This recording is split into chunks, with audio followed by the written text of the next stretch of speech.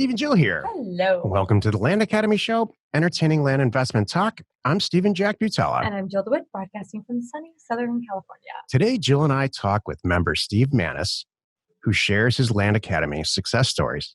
Steve comes from us from Palo Alto, California, and BlueSkyLands.com. Before his land career, he worked with grad students and professors at Stanford University in the Department of Chemistry, and I'm sure there's a lot more to this story than I know at all. Okay. Good morning. Good morning. Welcome. Steve, tell us a little bit about your experience at Stanford and how it ultimately led to this conversation we're having. Sure. And it actually did. There's a direct route. So it's interesting. I had been mostly in sales my whole life. You know, I'll give a very brief background, but I was not, I was always smart and, did well in college and all of that, but I wasn't some driven or motivated student in particular. And I didn't have a real career path. In fact, I remember vividly the day I threw out all of my law school applications. Oh, that's beautiful. It was a very fine day because that's sort of the track that I was on, because I grew up in a family of lawyers and my mom was also a paralegal when that actually meant something in the early days of paralegals, when it was more of a substantial position. And I just, I thought, okay, of course, I'll just go to grad school. I was a history major. I'll go to grad school, or I'll go to law school in this case. And, I just, the thought of actually becoming a lawyer was so abhorrent to me that I couldn't do it. I couldn't even apply to the schools. I mean, I'm sure I would have gotten in somewhere, but, you grow up with lawyer. I mean, there's a lot to say here, which I won't, but I just remember years later going back home. I moved out from Chicago to California, and I've been here for more than a couple decades, Northern California. And I went back for my dad's birthday one year, a few years ago. He's since passed, but we were sitting around the dining room table, and all of a sudden it turned into this political discussion, and my politics happens to be different from theirs. And it was as if I was sitting in the witness chair. Prosecutor, just grilling me relentlessly. And I'm thinking, Mike, what has happened? In 2 minutes' time, I've gone from loving son who flew in for your birthday to God knows what. Yeah. And there's the Midwest, the culture in the Midwest is like that. I'm from there too. Yes, it is. We've talked about this. In fact, the Detroit, because Chicago and Michigan are connected. So anyway, I went into sales, and I always enjoyed it and was good at it, and I didn't have direction for many years. So I wound up at Stanford. Some years later, I needed a job, and there it was, and it was a good job. It was administrative work in the chemistry department. I'm familiar with universities. I went to grad school myself ultimately, but this was a different world because it's a very, very high level world of very, very high achievers, incredibly hardworking individuals. I mean, those who become professors at Stanford, in particular in the sciences and engineering, are just the very best in the world. And there aren't that many of them who qualify. But, so you mentioned before in the earlier part of in a pre-show that's not on air, that they were also the most unhappy group that you've ever met. So I love other people's misery, and so do our listeners. So I'd love to hear about that. Oh, happy to tell you. Yes, the single most unhappy group I've ever encountered. And, over the years, you encounter a lot of people in life, but they stand alone. The grad students were nice. It's fun working with them, and the postdocs, who basically are the people who come after. You spend a few years after you're a grad student as a postdoc before you move on to whatever you're going to do professionally.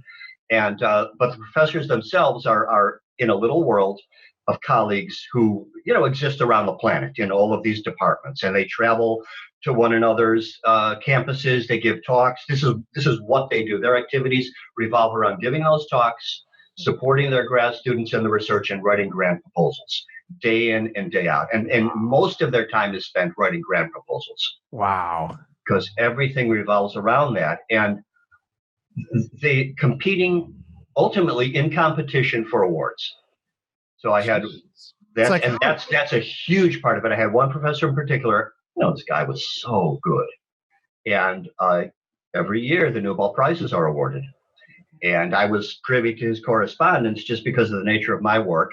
And I would see he didn't win, but he would send out these very nice, he was a good man, very nice letters of appreciation and congratulations to those individuals. And this one would be in Germany, and he'd write in German. And this one would be in France, and he'd write in France. And he was a good man. But year after year, you could see the disappointment in his face. So asking for money and trying to get published, just like Hollywood. It's very similar. Yeah, it's just this continual outpouring without fulfillment generally. And so ultimately, like, when you're asking for grants constantly, like as a percentage, do you get a grant 50% of the time, 1%? What happens? I think their percentages are fairly high because they're specialists and they're known. Again, people at that level. It's different than some department somewhere. It's different than us. It's different than you and me. Yes, exactly.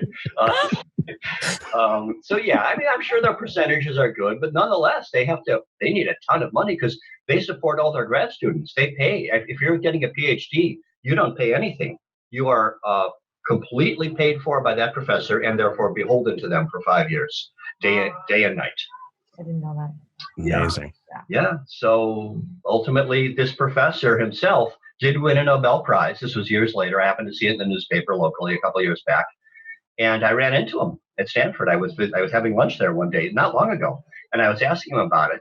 And he was even more unhappy now because as a result of having won the award, people are tugging at his sleeve 24 hours a day. Oh, sure. Yeah.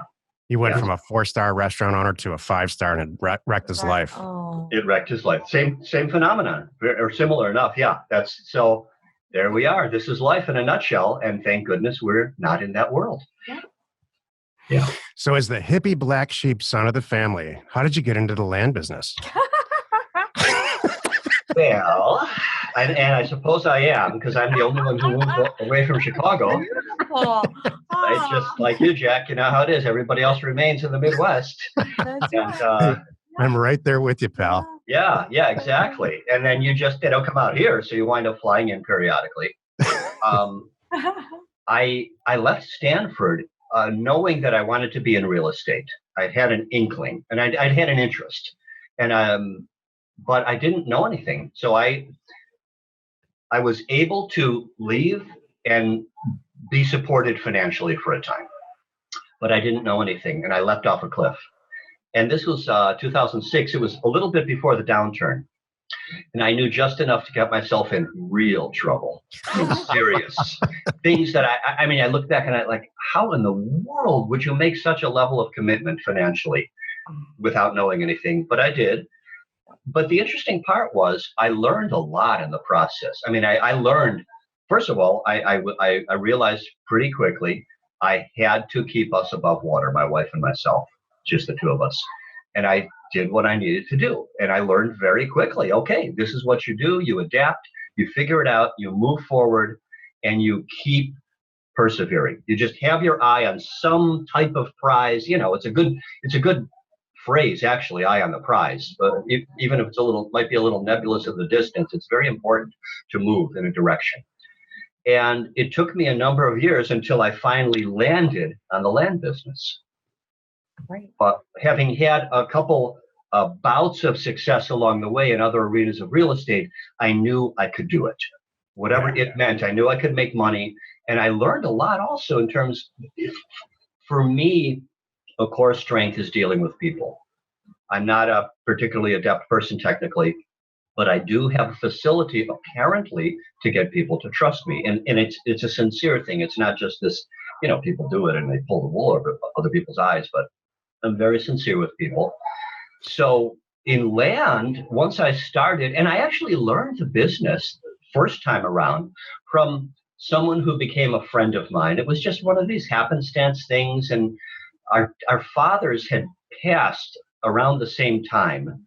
And I don't even know how this came about, but this was like a Facebook contact of a real estate guy who I had connected with once because I was putting together a like a whole training webinar series, and he was one of the people I was asking to be a part of it some years before that actual contact. And he wound up calling me one night. Literally, my wife and I were walking on the Stanford campus, and he wound up calling me. This was in the evening, and he was telling me about his dad, and I was telling him about my dad, and we're kindred spirits, and we're a very similar age. And he started telling me about this business he had learned from his dad. And he'd gone a full circle in real estate. He was very successful and very smart and a trainer and all of that. And, a real teacher, not a marketing kind of guy, teacher. And he was saying he had been feeling nostalgic before his dad's passing because he had recently readopted this training method he'd learned from his dad, I think 30 years before that, and was again making money with it, selling land, just land. And his dad was doing it until figuratively the day he died, into his 80s. And I thought, oh, this is interesting, something you can do until the day you die if needed. Right. And it seems pretty like a good gig. Was the basis of his training method essentially what we do now? Essentially what we do, yeah. It's all, what we do is relatively basic. There are variations on the theme. There's nuance, of course, but it's the same business. And I just said, if you ever feel like, I'd be very interested to learn if you have any inclination at all. And he said, well, I don't want to generate competition for myself, et cetera, et cetera. And lo and behold, a week later, he contacted me. He said, let's get started. And we did. And he was extremely helpful. And I began a business. Are you guys partnershiping deals still? We never partnered. Oh. But we're friends. I connected with him a week ago. We talked via Facebook Messenger, or we'll follow one another after that. And I was just asking for a little counsel and getting his perspective on some things, because it's how the business is. Everything's evolving, and especially now, because more people are getting into the business, you have to continually adapt. Yeah. And one way or another, you just have to figure out a way to stay on top of the wave and ride it. And my wave is going to be a long one, because I'm going to be doing this for a number of years yet. That's good. Yeah, I mean, us too. We're in this, obviously, we're in this for good. Yeah. And what motivates me, it's what you just said. One of the things that you just said is what motivates me is that, and not that I need a lot of motivation anymore, but what really motivates me is that what's possible with this is endless. Yeah. And that there's an endless number of people that are doing extremely well in it, in our groups and everywhere else. So, So if I'm having a bad month, it's just because I'm not putting into it what it needs. Yes. So It's not like the system doesn't work. It's not like there's not enough land or too much competition or any of these external factors that I hear all the time. It's just because I'm not putting enough into it. It's every time. It's exactly the same thing. I'm not getting my mailings done. I'm not getting my marketing done. That's it. There's nothing else. If you get your mailings done, you have to do everything else. That's right. You have no choice. The phone will ring, the letters will come, whatever it is, and you then are forced to respond. So there's only one thing you need to do, and that's mail. I agree. Yeah. And then on the other side, you just got to post it for sale. You got to stay up with that. And then it's all the money comes pouring back in. Yeah. You have to sell. And, that's one area that I've really concentrated on, because one thing is I don't like putting out any money if I don't have to. And I mean, none.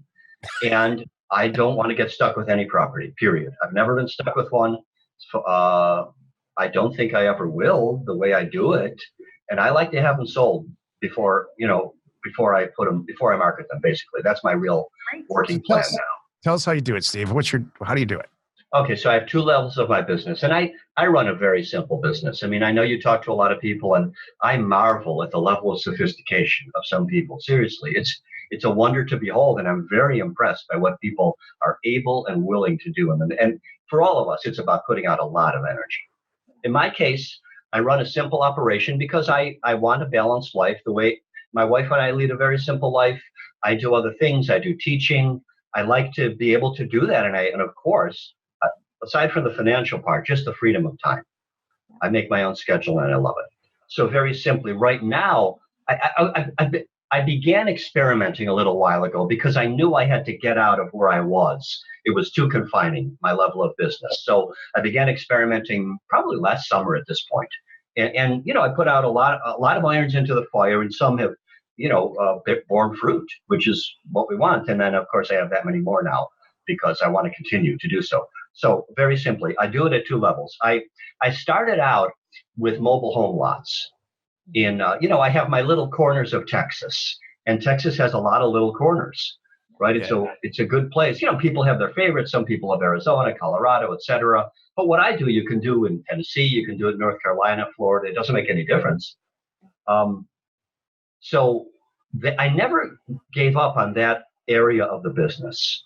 So in those areas, I send out, and I've gotten to know subdivisions, I've gotten to know areas, and I send out my offer letters.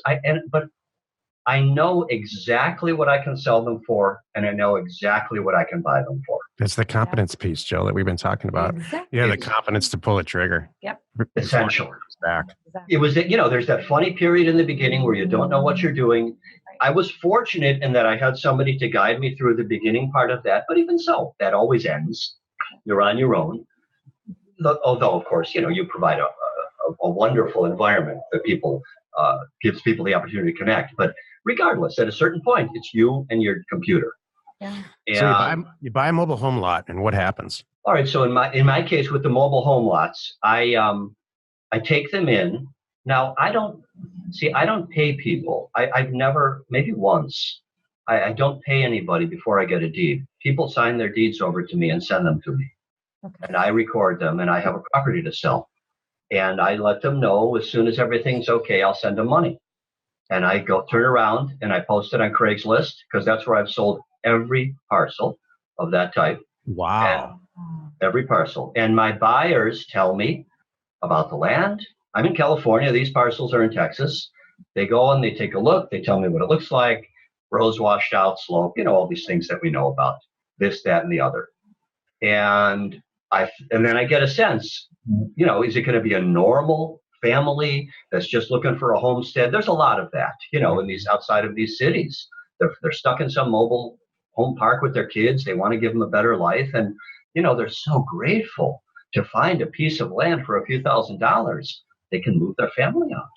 Steve, So I remember talking to you like 2 years ago on a consulting call. Yes, exactly. I remember being amazed at it back then, and I'm still amazed. I don't want you to give all your secrets up, but I remember you taking this business model and making it your own in this very specific way. I did. Trust that you develop with these people. It's amazing. Yeah. It's really interesting. And, they're always grateful. The sellers are grateful. The buyers are really grateful. I mean, again, for me, I get great fulfillment out of dealing with the people. I know there are people who would like never to talk with anybody, and I understand that because sometimes they drive you crazy. Yeah, right. No, because you have a business where you don't have to. It's wonderful because the person sitting next to you happens to love talking with people. So, but I'm a one-man show. And, I work with my support people in the Philippines who are great, but otherwise. So I get great fulfillment, particularly with the buyers, because they are so, I've just got this couple right now. I can't tell you just how grateful they are. And yes, it's a good deal. But at the same time, there's a substantial profit in it for me. You buy a parcel for this much and you sell it for 7 times on terms. It's pretty good, but they're thrilled. So there's a lot of that. So those parcels now I sell primarily on terms. Okay. And I do it very simply. I work with a loan servicing company, so they handle all the payments. Excellent. That's great. I set it up so my buyer pays the monthly fee. I don't pay anything. I just facilitate. I get it all set up. They handle late fee, everything. I just get notices every month. Money's been deposited. And then period. Built our whole business around that model, around making sure that both in Land Academy and all the other companies that we have offers to owners, that everybody's happy.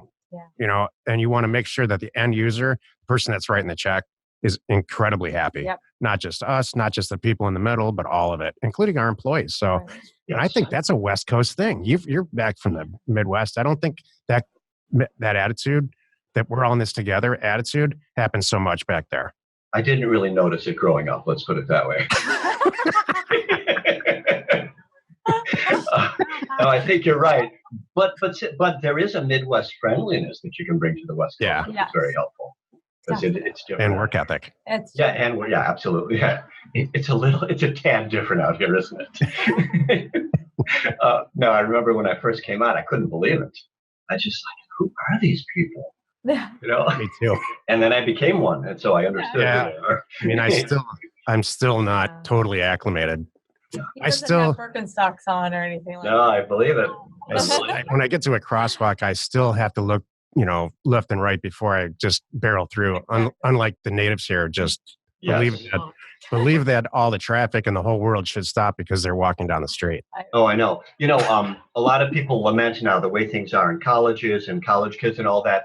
So there's one thing and one thing only I appreciate about their education is they learn how important it is to stop at crosswalks.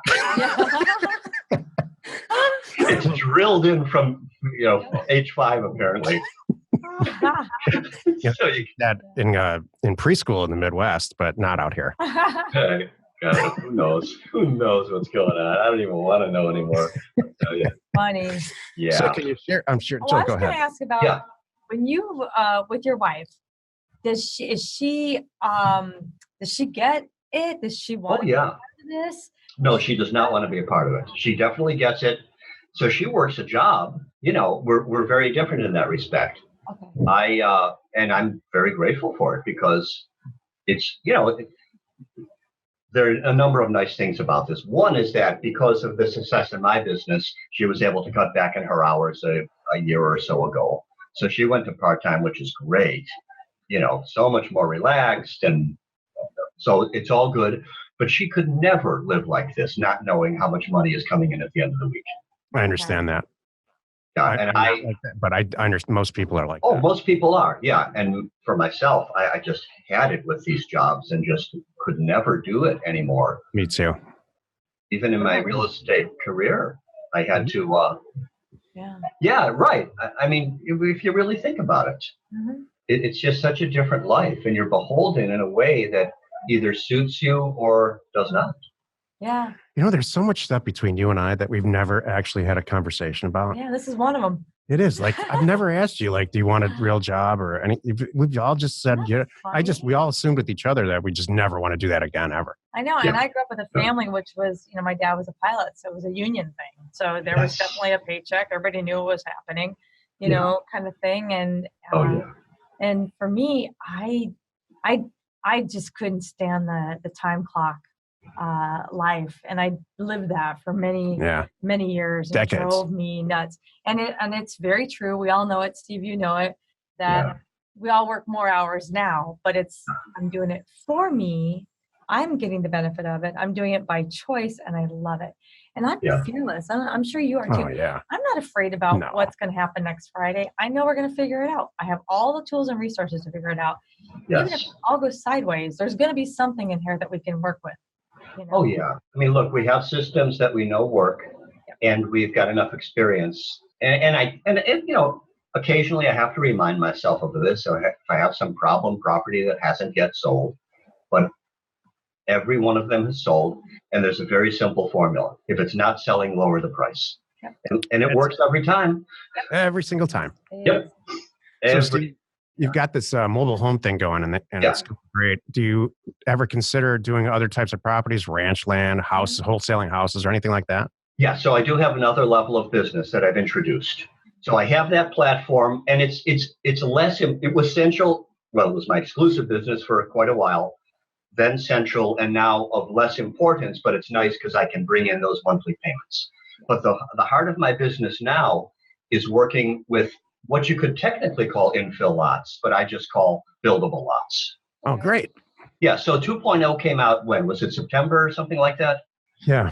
Yeah, so I've been thinking about this for a while because, I don't know, a year or two ago, Seth Williams interviewed one of his guys who did, he was in Texas also, in Houston, working with builders. And he had this whole methodology, and it always in the back of my mind. And then 2.0 came out, and I studied it, and I realized, I can figure out a way to bring these things together. And along the way, of course, in my business with the mobile home lots, all sorts of people contact you. And I would keep notes of potential, just potentials, let's put it that way, whatever they become, but basically potential buyers. Some of them were builders. And I thought, okay, let's see what we can implement here after studying 2.0. And I realized they build in certain areas. They have their favorite subdivisions. Why don't I find out what those are and mail for them? Right? I'll be their marketing arm, and then we'll see what that really looks like. So I began experimenting. So I did my mailings, and it was, it's much more refined now. But initially, it would be I get to, and now I should say this up front because it's a little different model. And, Land Academy people are very creative. I've noticed this. And people do many, many variations on the theme. Yeah. So there is the tried and true offer letter. And then I have found that in other cases, for me, it works to send out what, some people call the neutral letter, where it's just an off, just sort of a, I'm interested, that sort of thing. And it is nebulous. There's no question. But I put together a letter with a picture of my wife and me, and it's very folksy, and we just like to make friends, that sort of thing. And people call. Yeah. Or they, so I have a simple business. I use Google Voice. And I use a CRM. There's a CRM that I found that works very well for the land business. So there it is. I put in my spreadsheets. It accepts them. I've got everybody there. They call. I don't answer the phone. I respond to messages. And then I see there they are. Joe Smith. Oh, you have half an acre in such and such a county.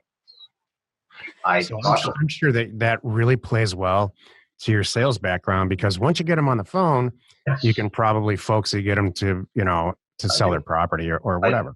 And as you know, it's a numbers game. It's a certain percentage. Maybe my percentages are good, but yes. So again, I'm playing to my strength. Right. I know I can talk with people, and I've got my buyer guys who are so grateful, because in any area where it's an active market, a growth area, a geographic growth area, these builders cannot get enough properties. Yep. They're just scrounging tooth, and they tell me what they go through. Yeah. They even though they're building on a lot, in this case, certain ones, they're building a lot already, can't get enough, always need more, always grateful to get a property. I've never talked to a builder who said, "Oh no, we've got enough land right now." Yeah, exactly. Never. It doesn't exist. That is their lifeblood. So it's similar to a house wholesaling model, which I had done previously, where your buyers are rehabber guys. And my objective, and I tell this to all of my builders, is I want to get to the point where I just tell you the address, you go out and you tell me what you can pay for it. And that's what I did with the rehabber guys. That's all I needed from them. They said, I can pay $90,000 for the house, and I know I can buy it for $80,000. Great, we got a deal. So wait, let me get this straight, because this is great. You send out a letter of interest. They call back and say, "Yeah, I actually do want to sell the property." Nobody talks about price. No money. You call your builder, tell him to go out there, and he says, "You know what? I can pay easy $55,000 on this." You go back to the seller and say, "I'm happy to pay you $40,000 for it." That's right. That's right. That's exactly what I do. And I actually try to find, if I feel them out. Not everybody knows or is willing to say, but I always ask them, just very simple, sort of in the middle of a conversation, what are you looking to get out of this property? What do you think? And I just wait, and as you know, if you ask questions and wait, oftentimes people will talk. They'll trust you. So they obviously trust you by the time you talk to the seller does, by the time you talk to the builder. Mm-hmm. And that's the key. Absolutely. Yeah. Not everybody, but most, there's some, how some people are, but generally, absolutely they do. Yeah. I mean, look, I'm in the midst of it now this week, right? I've got a guy, we just talked yesterday, but it was the same scenario where my guys went out. I have a couple different builders, and, this one I'll send out. And in any case, they tell me, and I go back and I know exactly what I can and can't do, or I can adjust my spread, right? If I think, I'd like to make 9, but I can make 6, I'm not going to throw away $6,000, right? It just, so there's the model. And see, one of the things that I learned from you was the double your money model, because I had sort of a different mindset before that of reaching for the stars, how it can be. And I wouldn't take it unless, and so now I don't want to do a $1,500 deal. I won't, and so I sort of have my limits, but I have a fairly wide range. I'm not going to throw away $4,000. Because what are we talking about here? I send out a contract. These are closed through title. So a month later, I go to a notary and get a signature and send a contract back. And then they send me a check, or I get a wire transfer of some number of thousands of dollars. That's my job. That's worth your time. I think I can manage this for $4,000, even though it wasn't $7,000. It's it really is if you want it to be an 8-hour work week max. It literally can. Yes. Might not be 8 hours all in one day, Yeah. But you're kind of on call, but it's still your own time if you want it to be. I mean, it ends up being a lot more for Jill and I don't know why we do this to ourselves, but stop. Well, it's your natures. It's your natures. You guys really like working. I like being busy, but I don't like working that much, to be honest. Yeah. Because I like doing other things. But it's exactly that. And I mean, I don't care if it's 7:00 on a Sunday morning. It just me too. none of it bothers me. It's great. Are you kidding? If I have properties that are listed and people are calling me at 7 a.m. California time and we make a deal by 7:30 and then they send the money via PayPal that morning before I even get them a deed. I mean, it's wonderful. Totally. Oh, that's a win. Yeah. It's a win. It's a win. Well, you've done it again. You spent another 15 minutes or so listening to the Land Academy show. Join us next time for another interesting episode. And we answer your questions posted on our online community, landinvestors.com. It's free. You are not alone in your real estate ambition. Steve, it's a pleasure talking to you. It's really all came back to me now. Cool. Yeah. I remember you scheduling a call and us, I think if I remember right, you just sold out of a subdivision, like a whole sub, right? I did. And I actually went back to that subdivision recently and I got 5 more deals. Oh. Yeah, it was something like 40 or 50 or 70 transactions or something. Did, yeah. One little area. I know, it's amazing. I thought it was played out by now. I know how many people are mailing there because I get these letters. Right. Doesn't seem to make any difference. If you hit them on the right day, it just doesn't. That's it. That is so awesome. It's the gift that keeps on giving. It does. Wherever you're watching or wherever you're listening, please subscribe and rate us there. We are Steve and Jill. Information Inspiration to buy undervalued property.